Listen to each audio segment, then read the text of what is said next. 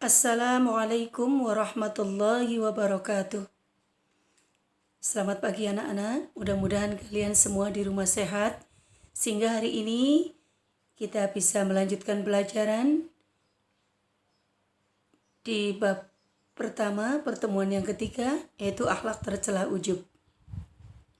Sebelum kita mulai belajar, mari kita berdoa kepada Allah, mudah-mudahan Allah berikan kepahaman, Allah berikan kemampuan kepada kita untuk meninggalkan sejauh-jauhnya akhlak tercela ujub. Berdoa dimulai. Selesai. Kita lihat kompetensi dasar dari indikator pencapaian yang akan kita capai setelah kita belajar ini. Sini ada kompetensi dasar menganalisis makna penyebab dan dampak negatif dari sifat ujub. Kemudian di indikatornya, Ibu tidak baca dari yang lainnya dari sifat sebelumnya, tapi Ibu khusus baca di sifat yang tercela ujub. Di sini ada indikator menelaah dalil sifat tercela ujub, kemudian menguraikan makna sifat tercela ujub, memerinci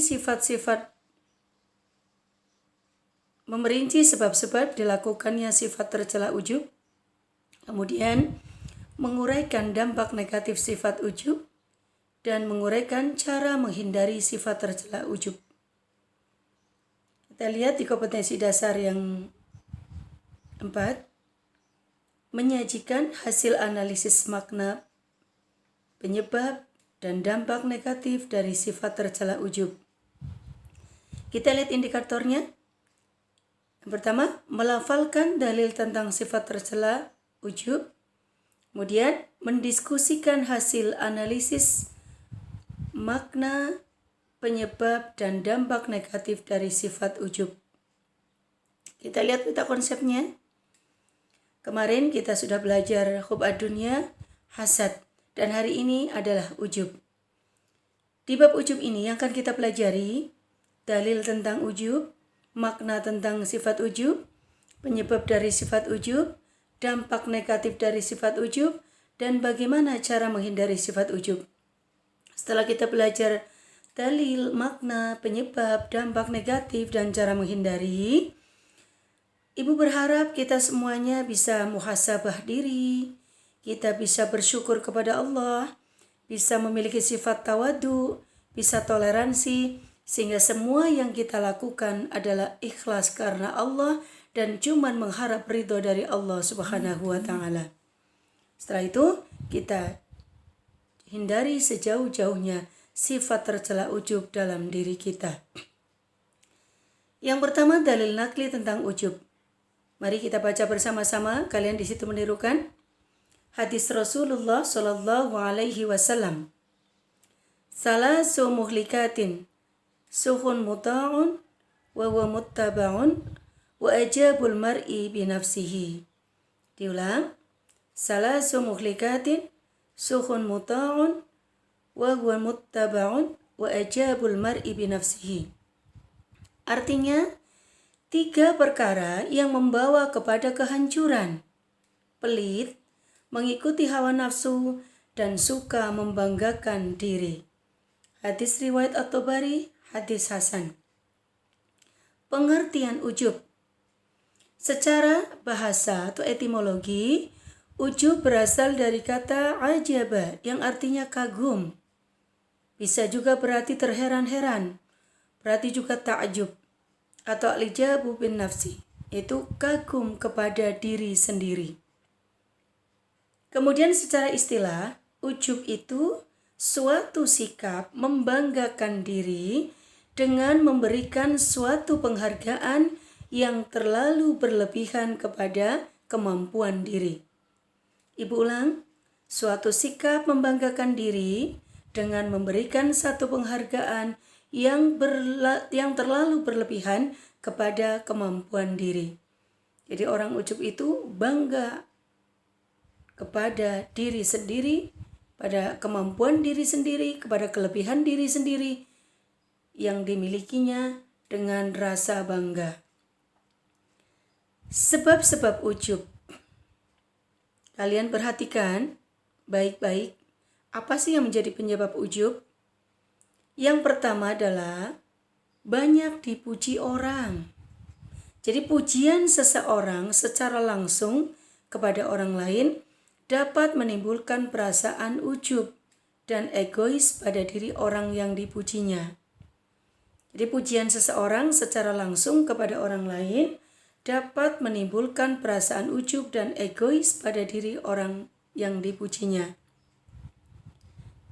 Yang kedua, yang menyebabkan sifat ujub ini adalah banyak meraih kesuksesan. Seseorang yang selalu sukses dalam meraih cita-cita dan usahanya akan mudah dirasuki perasaan ujub. Yang ketiga, kekuasaan. Setiap penguasa biasanya mempunyai kebebasan bertindak tanpa ada protes dari orang di sekelilingnya. Dan banyak orang yang kagum dan memujinya. Sehingga ketika kita memiliki kekuasaan atau manusia memiliki kekuasaan, kita sangat-sangat dekat sekali rawan dengan yang namanya ujub.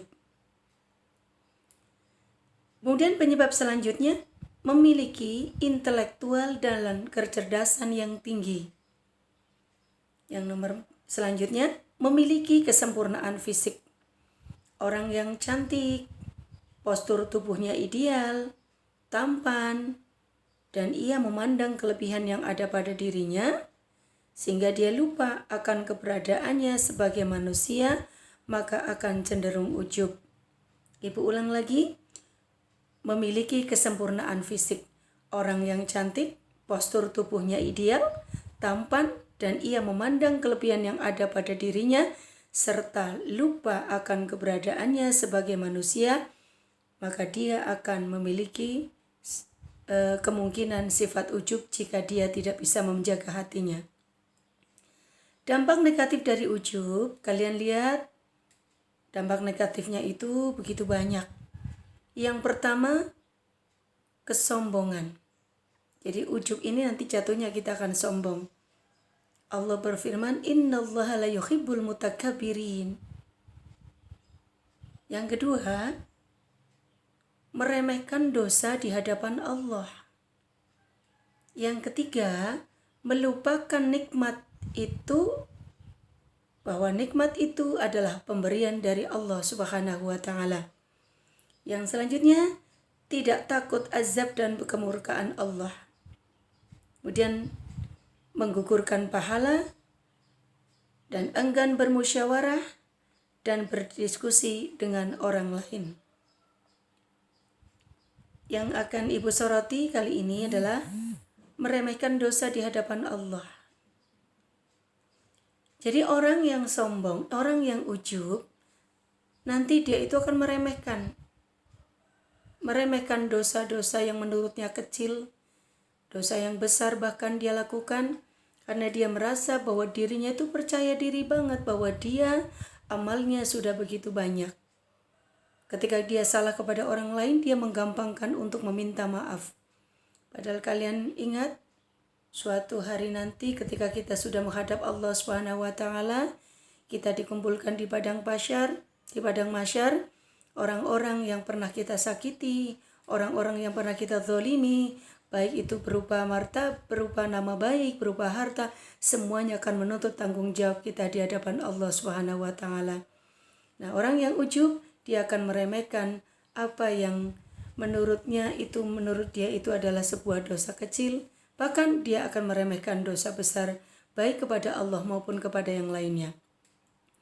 Kemudian melupakan nikmat, bahwa nikmat yang dia miliki itu adalah dari Allah Subhanahu wa Ta'ala.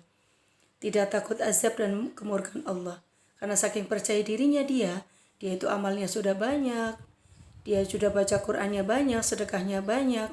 Kemudian dia menganggap bahwa pasti dia tidak akan diazab Allah. Bahkan mungkin dia tidak percaya kalau azab Allah itu pasti ada untuk setiap apa yang kita lakukan. Begitu juga pahala akan Allah berikan kepada setiap orang yang melakukan kebaikan, sekalipun kita tidak pernah mengingat kebaikan itu sudah pernah kita lakukan. Kemudian dampak negatif ujub lainnya adalah hilangnya rasa saling menghormati. Karena dia merasa paling hebat, dia merasa paling bagus, maka dia meremehkan orang lain. Karena dia merasa dia adalah yang paling dari yang lainnya. Dan enggan menerima nasihat orang lain. Kenapa orang ujub itu tidak mau menerima nasihat orang lain? Karena menurut dirinya dia adalah yang paling pintar, pendapat dia paling bagus, pendapat dia paling berlian. Jadi dia tidak butuh nasihat orang lain. Semua ilmu ada di dirinya sehingga dia tidak butuh apa lagi ketika yang memberikan nasihat adalah orang yang berada di bawah levelnya dia. Maka dia tidak akan pernah mendengarkan apa yang menjadi nasihat orang lain. Bahkan kalau orang sudah ujub, biasanya gurunya aja dianggap bahwa gurunya itu nggak ada apa-apanya. Karena dia adalah yang paling pintar, sekalipun dia adalah seorang murid. Kemudian, bagaimana sih cara menghindari sifat ujub?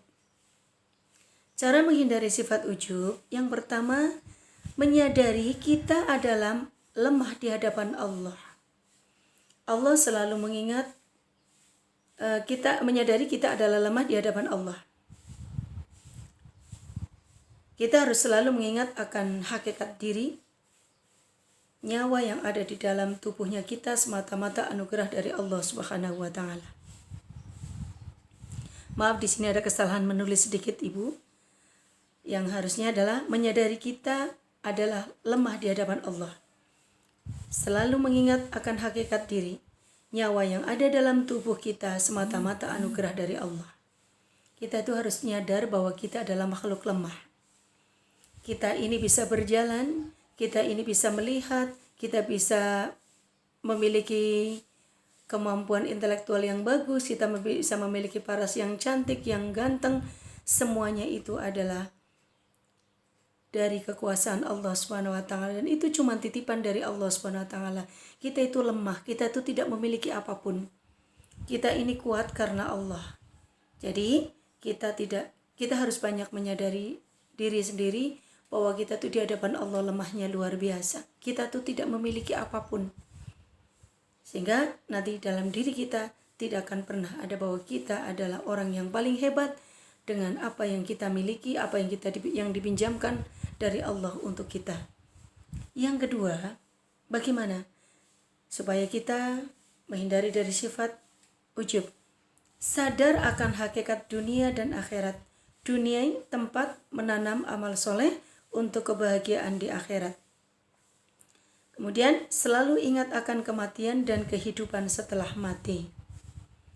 Untuk menghindari sifat ujub, kita harus sesering mungkin selalu ingat kematian dan mengingat kehidupan setelah mati. Karena orang yang banyak mengingat kematian, nanti dia akan menjadi tawadu, dia akan termotivasi untuk ibadah, dia akan berbuat baik kepada Allah, dia akan berbuat baik kepada sesamanya, kemudian dia tidak akan memiliki sifat ujub dalam dirinya. Karena dia sadar bahwa semua yang dimiliki akan ditinggalkan setelah menghadap Allah Subhanahu wa taala. Kalian pernah lihat artis-artis yang cantik, yang fan-nya banyak, yang digandrungin oleh kawula muda pada saat dia hidup. Tapi begitu dia meninggal dunia, satu pun tidak ada yang mau menemaninya. Padahal ketika kalian lihat ada artis ibu kota datang ke kita, ke sini, kalian minta tanda tangan, kalian foto bareng, kalian sampai seperti terhipnotis. Karena dia masih hidup, tapi begitu dia sudah meninggal, kalian tidak ada pernah yang mau minta foto bareng, kalian tidak mau diajak makan bareng, bahkan ketika kalian ditemuin pun kalian tidak akan mau, dan disuruh menemani pun tidak mau. Kenapa? Karena dia sudah meninggal dunia. Kita itu harus banyak mengingat mati. Kalau kita lagi malas sholat, kita ingat mati. Ketika kita lagi akan berbuat maksiat, kita ingat mati. Ketika kita akan bolos sekolah, kita ingat mati. Mudah-mudahan dengan ingat mati, semakin hari kita menjadi orang yang semakin tawadu di hadapan Allah maupun di depan teman-teman, di depan orang lain, kepada siapapun kita selalu bertawadu. Kemudian cara menghindari ujub.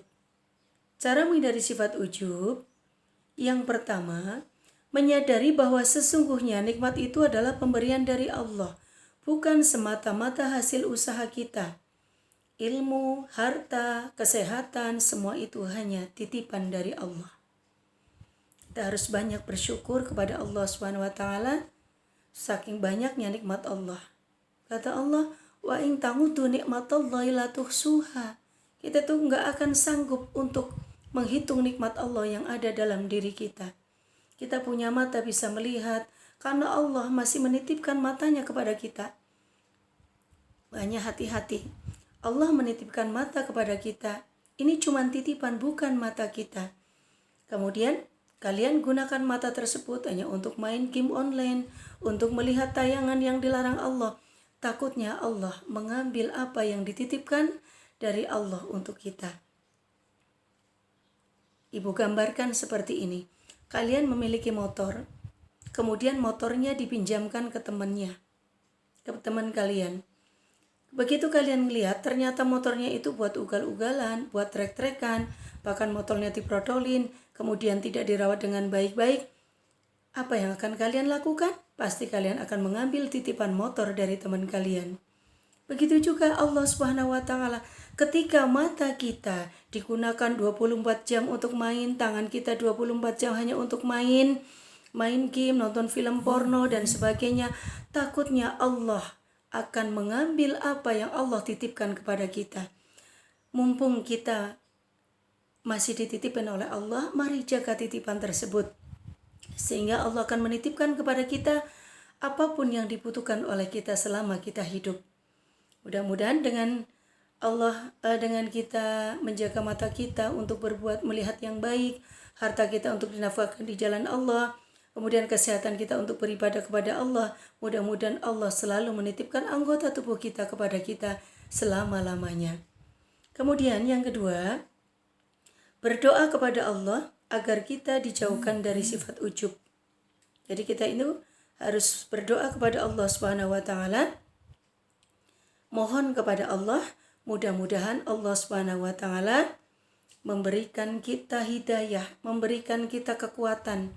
Setiap kita akan beramal, setiap kita memiliki sesuatu yang lebih dari orang lain, kita bisa menjaga hati kita bahwa semua itu cuma titipan dari Allah Subhanahu wa taala dan semua itu adalah tidak boleh disombongkan, tidak boleh merasa berbangga diri.